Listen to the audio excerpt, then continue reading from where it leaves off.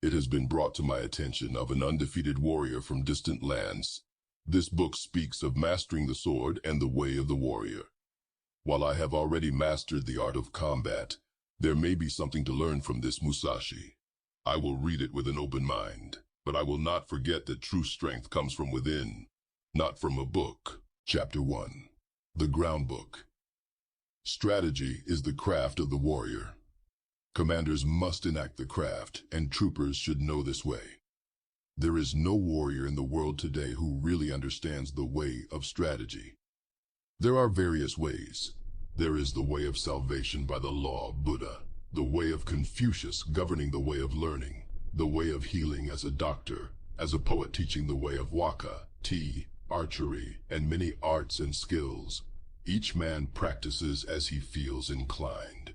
It is said the warrior's is the twofold way of pen and sword, and he should have a taste for both ways. Even if a man has no natural ability, he can be a warrior by sticking assiduously to both divisions of the way. Generally speaking, the way of the warrior is resolute acceptance of death. Although not only warriors but priests, women, peasants, and lowlier folk have been known to die readily in the cause of duty or out of shame, this is a different thing. The warrior is different in that studying the way of strategy is based on overcoming men. By victory gained in crossing swords with individuals, or in joining battle with large numbers, we can attain power and fame for ourselves or our Lord. This is the virtue of strategy, the way of strategy.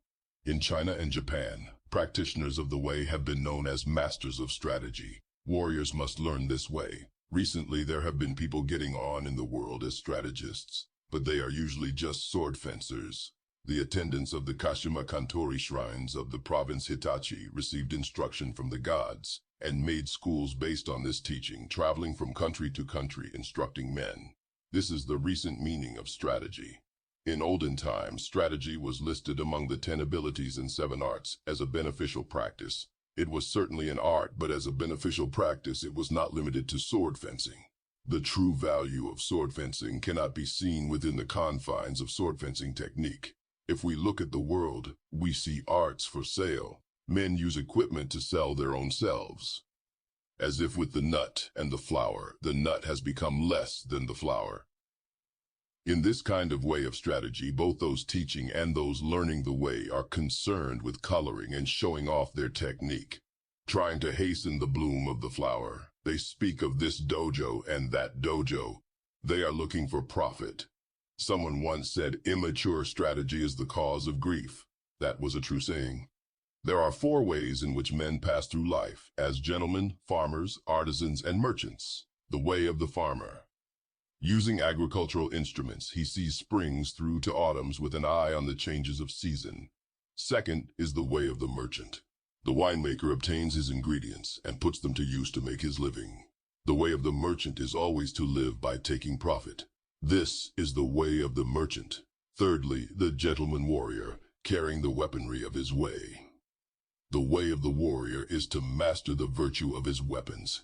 If a gentleman dislikes strategy, he will not appreciate the benefit of weaponry, so must he not have a little taste for this. Fourthly, the way of the artisan. The way of the carpenter is to become proficient in the use of his tools. First to lay his plans with a true measure, and then perform his work according to plan. Thus he passes through life. These are the 4 ways of the gentleman, the farmer, the artisan, and the merchant. Comparing the way of the carpenter to strategy. The comparison with carpentry is through the connection with houses. Houses of the nobility, houses of warriors, the 4 houses, ruin of houses, thriving of houses, the style of the house, the tradition of the house, and the name of the house. The carpenter uses a master plan of the building, and the way of strategy is similar in that there is a plan of campaign. If you want to learn the craft of war, ponder over this book. The teacher is as a needle, the disciple is as thread. You must practice constantly. Like the foreman carpenter, the commander must know natural rules and the rules of the country and the rules of houses. This is the way of the foreman. The foreman carpenter must know the architectural theory of towers and temples and the plans of palaces, and must employ men to raise up houses. The way of the foreman carpenter is the same as the way of the commander of a warrior house. In the construction of houses, choice of woods is made. Straight unknotted timber of good appearance is used for the revealed pillars. Straight timber with small defects is used for the inner pillars. Timbers of the finest appearance, even if a little weak, is used for the thresholds, lintels, doors, and sliding doors, and so on. Good strong timber, though it be gnarled and knotted, can always be used discreetly in construction. Timber which is weak or knotted throughout should be used as scaffolding and later for firewood. The foreman carpenter allots his men work according to their ability. Floor layers, makers of sliding doors, thresholds and lintels, ceilings and so on. Those of poor ability lay the floor joists, and those of lesser ability carve wedges and do such miscellaneous work. If the foreman knows and deploys his men well, the finished work will be good. The foreman should take into account the abilities and limitations of his men, circulating among them and asking nothing unreasonable.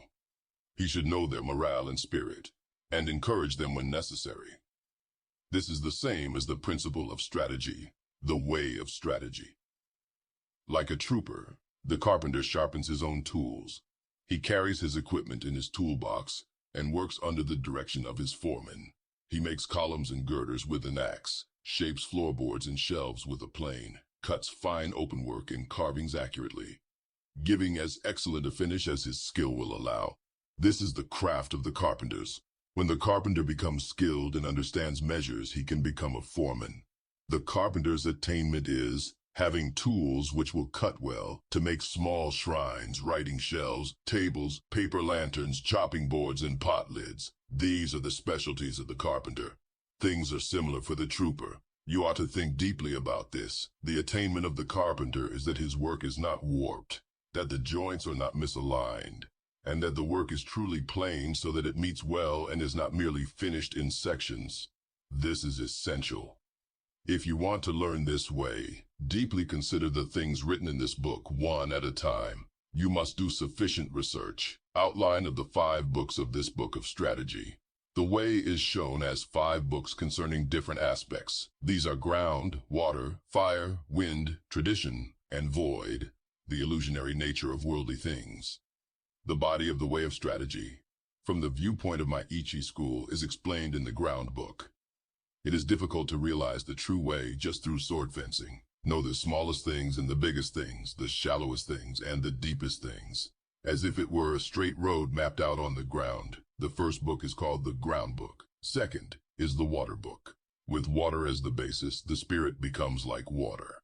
Water adopts the shape of its receptacle. It is sometimes a trickle and sometimes a wild sea. Water has a clear blue color. By the clarity, things of Ichi school are shown in this book. If you master the principles of sword fencing, when you freely beat one man, you beat any man in the world. The spirit of defeating a man is the same for 10 million men. The strategist makes small things into big things, like building a great Buddha from a 1-foot model. I cannot write in detail how this is done. The principle of strategy is having one thing, to know 10,000 things. Things of Ichi school are written in this, the water book. Third is the fire book. This book is about fighting. The spirit of fire is fierce, whether the fire be small or big, and so it is with battles. The way of battles is the same for man-to-man fights and for 10,000-to-side battles. You must appreciate that spirit can become big or small. What is big is easy to perceive. What is small is difficult to perceive. In short, it is difficult for large numbers of men to change position, so their movements can be easily predicted. An individual can easily change his mind, so his movements are difficult to predict. You must appreciate this. The essence of this book is that you must train day and night in order to make quick decisions. In strategy, it is necessary to treat training as part of normal life with your spirit unchanging. Thus, combat in battle is described in the fire book. Fourthly, the wind book. This book is not concerned with my Ichi school, but with other schools of strategy. By wind, I mean old traditions, present-day traditions, and family traditions of strategy. Thus, I clearly explain the strategies of the world. This is tradition. It is difficult to know yourself if you do not know others. To always there are sidetracks. If you study a way daily and your spirit diverges, you may think you are obeying a good way, but objectively, it is not the true way. If you are following the true way and diverge a little, This will later become a large divergence. You must realize this.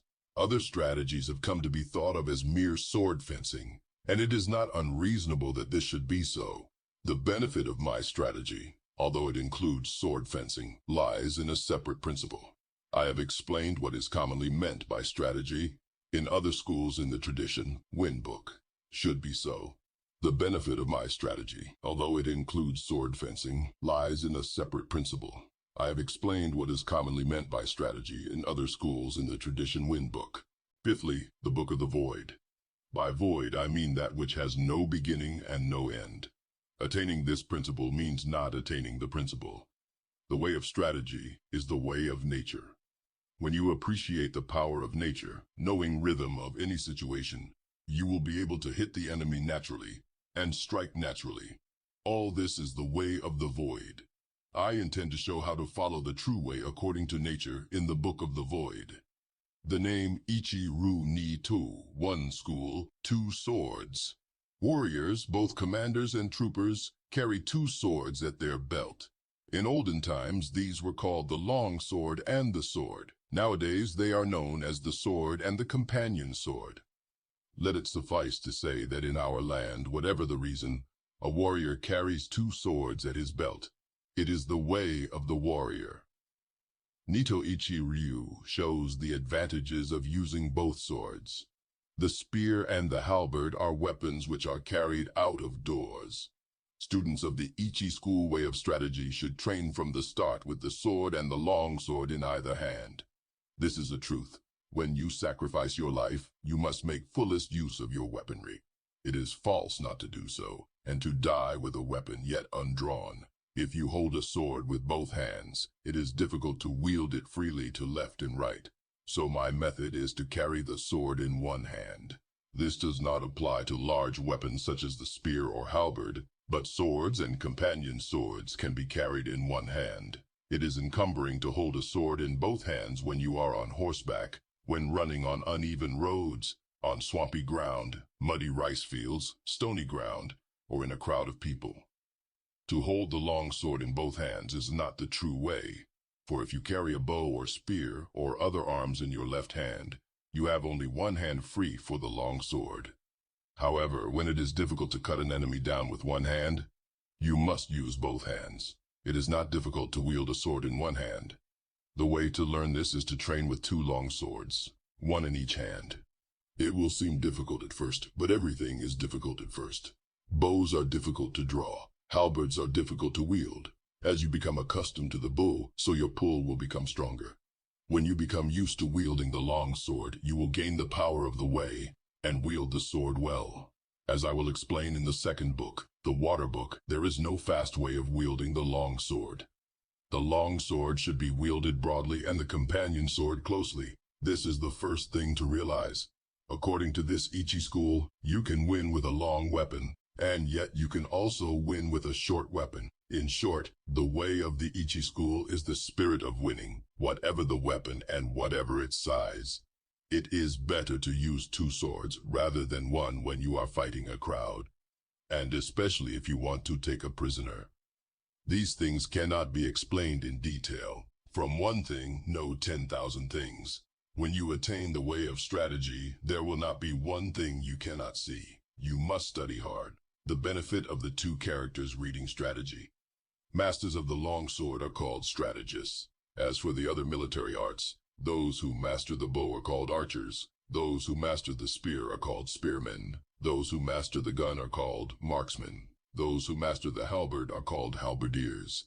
But we do not call masters of the way of the long sword longswordsmen, nor do we speak of companion swordsmen. Because bows, guns, spears, and halberds are all warriors' equipment, they are certainly part of strategy. To master the virtue of the long sword is to govern the world and oneself. Thus the long sword is the basis of strategy. The principle is strategy by means of the long sword. If he attains the virtue of the long sword, one man can beat 10 men. Just as one man can beat 10, so 100 men can beat 1,000, and 1,000 can beat 10,000. In my strategy, one man is the same as 10,000, so this strategy is the complete warrior's craft. The way of the warrior does not include other ways, such as Confucianism, Buddhism, certain traditions, artistic accomplishments, and dancing. But even though these are not part of the way, if you know the way broadly, you will see it in everything. Men must polish their particular way. The benefit of weapons in strategy. There is a time and place for use of weapons. The best use of the companion sword is in a confined space, or when you are engaged closely with an opponent. The long sword can be used effectively in all situations. The halberd is inferior to the spear on the battlefield. With the spear, you can take the initiative. The halberd is defensive. In the hands of one of two men of equal ability, the spear gives a little extra strength. Spear and halberd both have their uses, but neither is very beneficial in confined spaces. They cannot be used for taking a prisoner. They are essentially weapons for the field. Anyway, if you learn indoor techniques, you will think narrowly and forget the true way. Thus, you will have difficulty in actual encounters. The bow is tactically strong at the commencement of battle, especially battles on a moor, as it is possible to shoot quickly from among the spearmen. However, it is unsatisfactory in sieges or when the enemy is more than 40 yards away. For this reason, there are nowadays few traditional schools of archery. There is little use nowadays for this kind of skill. From inside fortifications, the gun has no equal among weapons. It is the supreme weapon on the field before the ranks clash, but once swords are crossed, the gun becomes useless.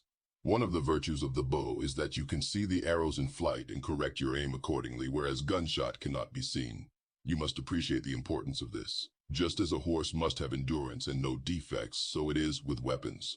Horses should walk strongly, and swords and companion swords should cut strongly. Spears and halberds must stand up to heavy use. Bows and guns must be sturdy. Weapons should be hardy rather than decorative. You should not have a favorite weapon. To become overfamiliar with one weapon is as much a fault as not knowing it sufficiently well. You should not copy others, but use weapons which you can handle properly.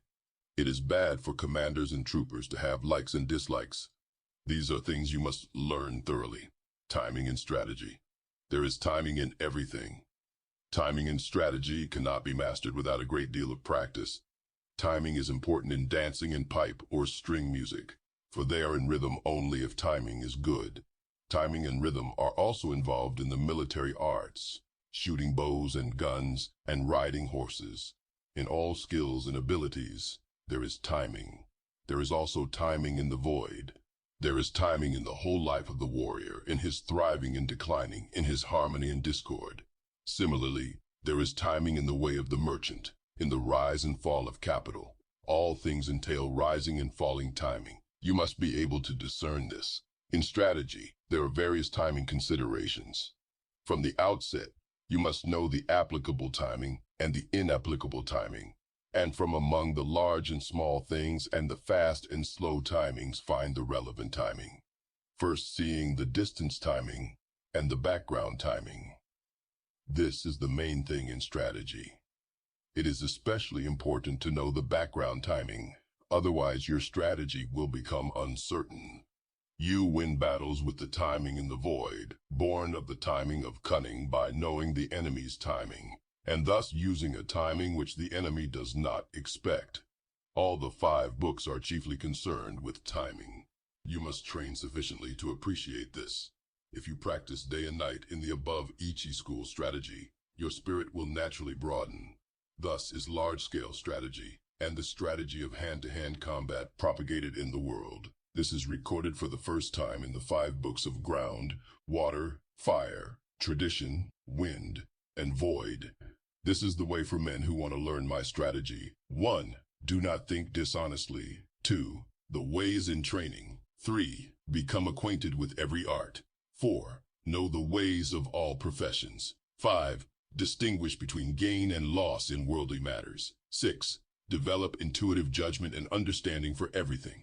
7. Perceive those things which cannot be seen. 8. Pay attention even to trifles. 9. Do nothing which is of no use. It is important to start by setting these broad principles in your heart and train in the way of strategy. If you do not look at things on a large scale, it will be difficult for you to master strategy. If you learn and attain this strategy, you will never lose even to 20 or 30 enemies. More than anything to start with, you must set your heart on strategy and earnestly stick to the way. You will come to be able to actually beat men in fights and to be able to win with your eye. Also, by training, you will be able to freely control your own body, conquer men with your body, and with sufficient training, you will be able to beat 10 men with your spirit. When you have reached this point, will it not mean that you're invincible?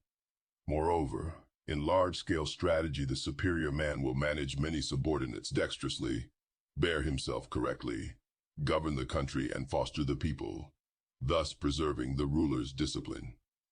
If there is a way involving the spirit of not being defeated, to help oneself and gain honor, it is the way of strategy. Warrior, this concludes my reading of Chapter 1.